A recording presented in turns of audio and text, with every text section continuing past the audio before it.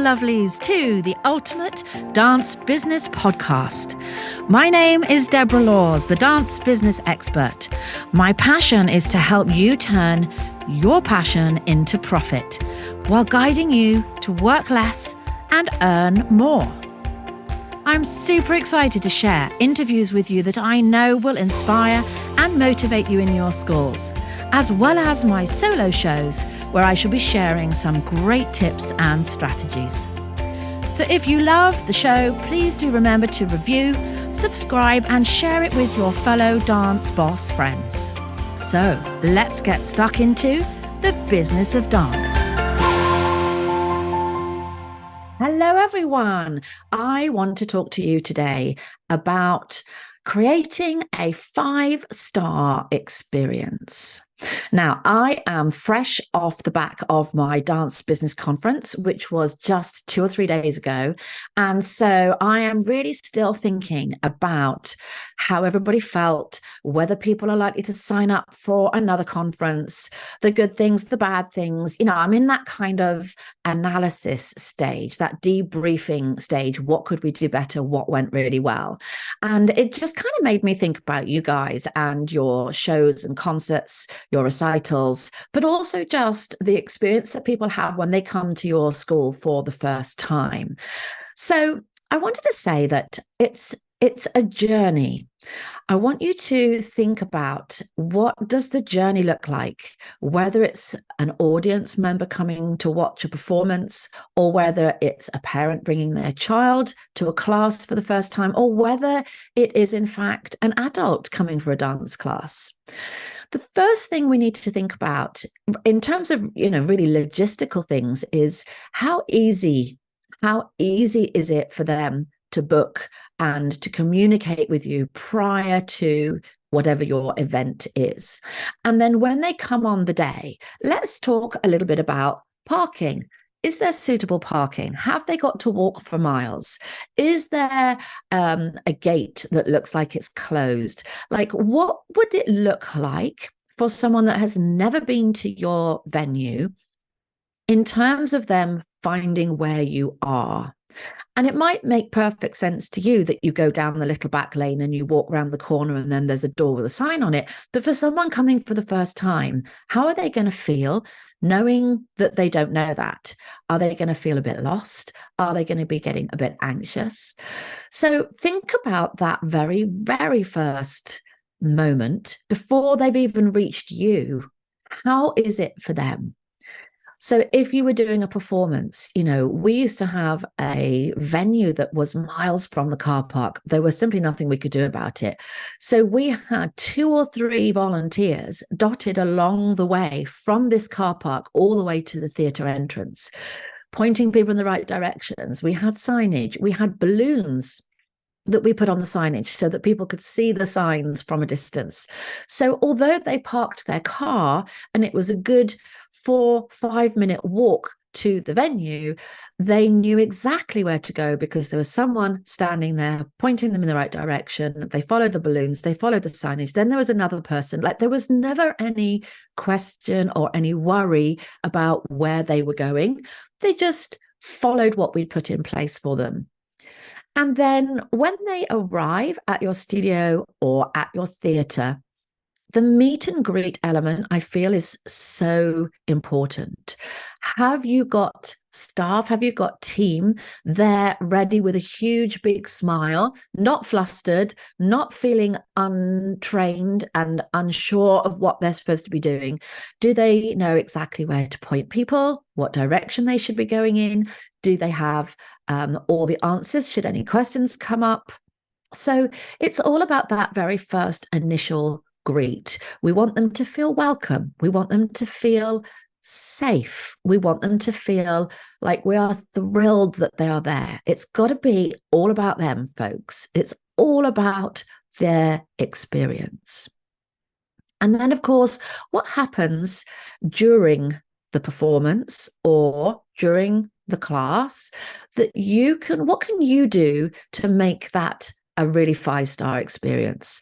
So, for example, are you creating performances that are so long that however good And however great the numbers are, or the kids are, or the adults are that are in the performance, people are just getting sore bums, they need the loo, they're fidgety, maybe they're anxious because they haven't been able to check their phone and they've left the kids with a new babysitter. Like, are you not really thinking about your audience because you're more busy thinking about the fact that, oh my gosh, I've got 70 classes to get in this show? I once went to a dance show that was 5 hours long. I'm not joking. Yes, I think there were 2 intervals, but it was crazy. It was so long. All I could sense around me was a whole audience of people that didn't want to be there anymore. And that just feels so sad. So, whether or not you have to create multiple casts, whether you need to join classes together, whether you need to not allow so many solos, like whatever you need to do. Yes, of course it's about the kids, but it really is about the experience for the members of the audience too. And what can you do to spice things up a little bit? Like, I am a massive one for sitting and giving myself the creative space to come up with ideas and methods and strategies that means that people get a little bit of unexpected magic thrown in there. This is something I really love to do. So I took myself off to a spa one day. It's kind of like a working spa day where it felt like a treat. It felt like a special, calm, quiet location. There was no phone, there was no emails. And I just sat and I just brain dumped every idea I could possibly come up with around creating magic in my kids' show. And so we did things like we put some hidden prizes in the programs. So it wasn't until they'd got their program and they were sat down and they opened their program that they discovered a prize dropped out. And these could be things like, a free hoodie for their child, or a free trial month in a new genre. If you're really clever, they could be things that actually end up being an upsell. And then we also had things like a flash mob during the interval. We had a parents' dance that happened that nobody knew about. And it started with parents standing up in the audience. This was part of the flash mob. And then walking down through the audience and going onto the stage. We gave out glow sticks to every single person that walked through the theatre door. And we got the audience to snap the glow sticks and wave them in the finale of our last performance. So the kids weren't expecting it. Like, what are the little touches that you could sprinkle in that would make magic? So in my conference last week, for example, we wanted to also create a bit of magic for our very special guest speakers. We had some phenomenal speakers that came and spoke at my event. And some of these people speak all over the world, and they speak at many, many events, some of which is quite corporate, quite businessy, quite entrepreneur kind of world. And I just wanted the dance business conference to stand out and be a little bit different for them.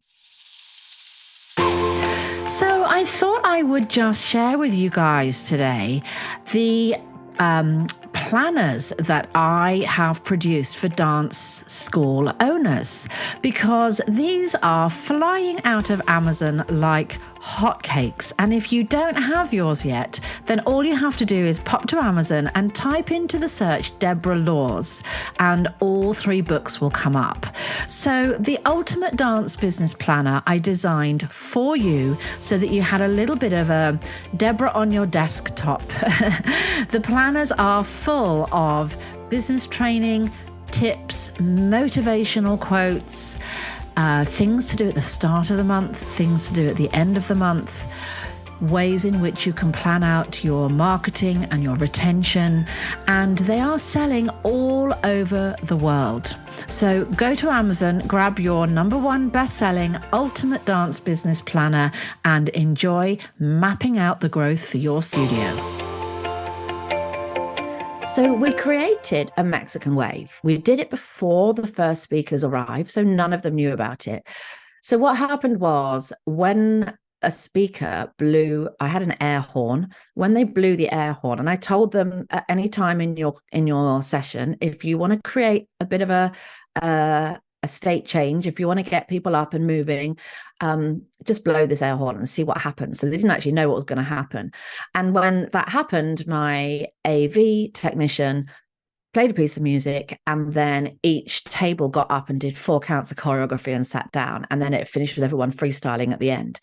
Now, this is something that has never happened at a business conference before. This is what I was told by several speakers, and they just thought it was amazing. Like, they were just like, the energy, the fun, the vibrancy in the room, because we were like dance teachers, dance school owners. And so I wanted to create that. Hence, I came up with that idea. And then something slightly different. Everybody had a lanyard with their names on them. And I had, unbeknown to them, put a little card inside their lanyard, slotted in between the 2 pieces of paper with their name. And the card was a "You Are Awesome" card. And it said, "You are awesome" on the front. Please give this card to anyone that you think is awesome. And on the back, it was blank, so you could write a little message. And we'd slotted these in between the lanyards.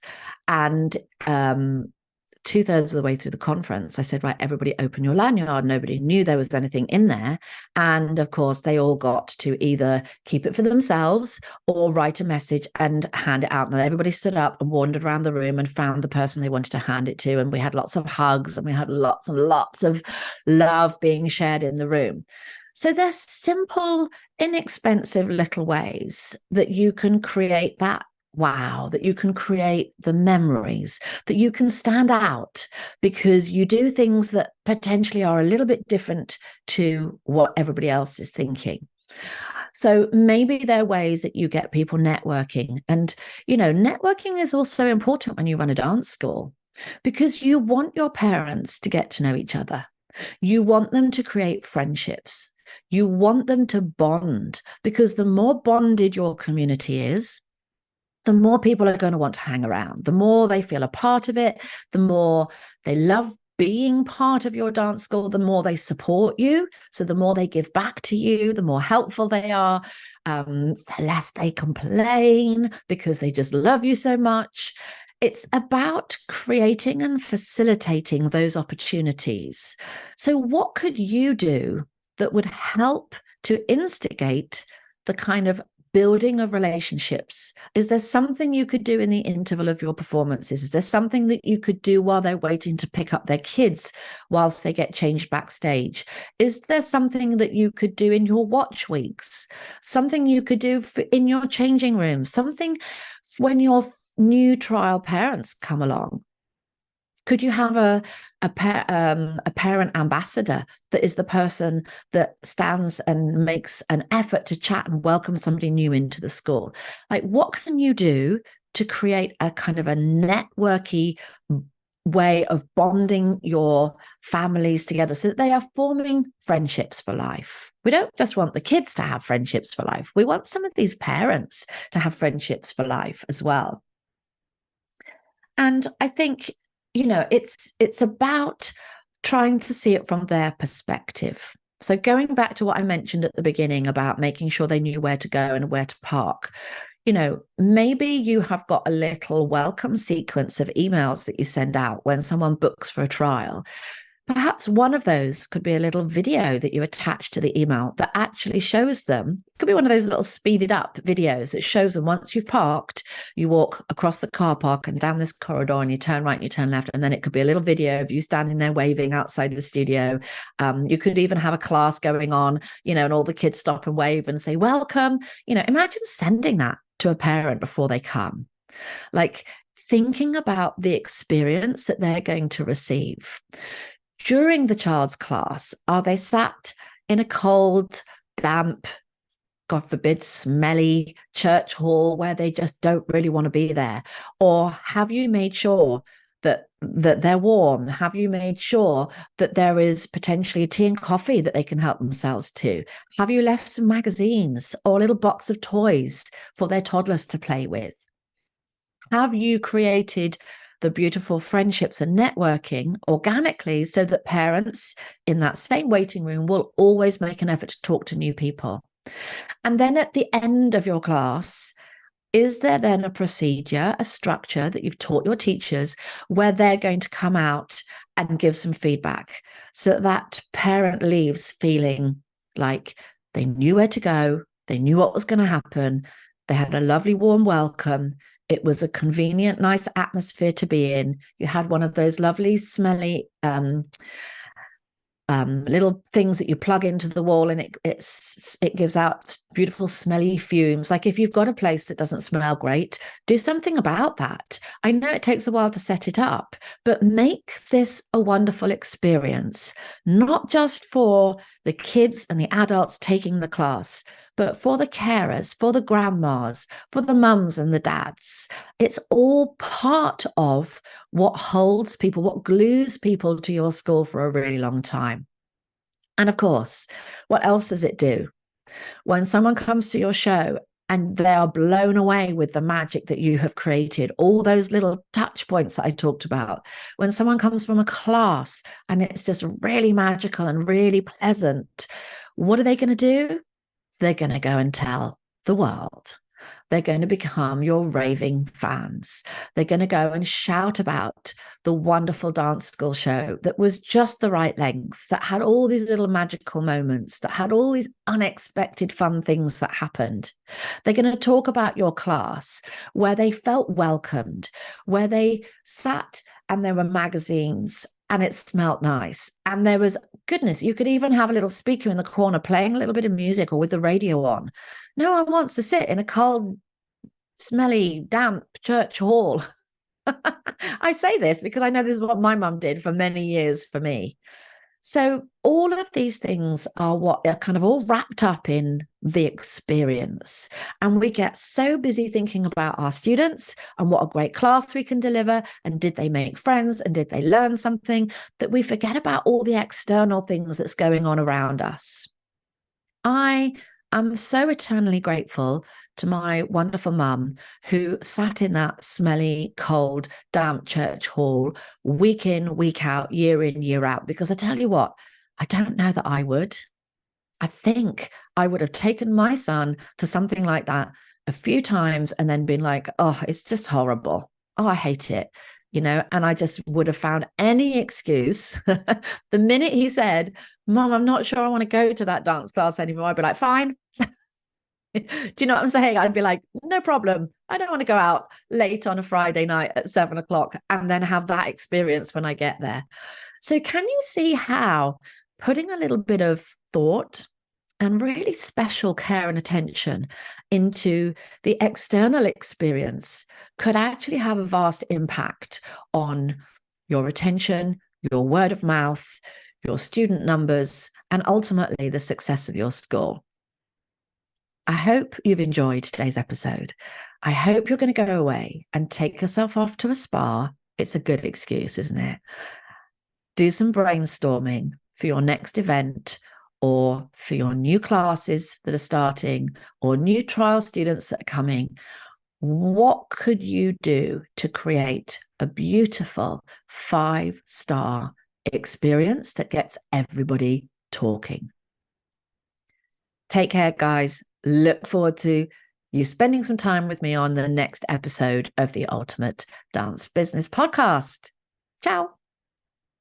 So I wanted to quickly tell you a little bit about Showtime Circus. This is run by my good friend Jess, who has created an incredible circus bolt-on franchise for your dance school. Because aerial and circus performance skills has become a really desirable skill set for choreographers and casting directors. And so Showtime Circus offers the opportunity to buy a franchise package which will give you all of your necessary equipment, training from experienced staff, syllabus plans, ongoing support, and business support to launch your new franchise.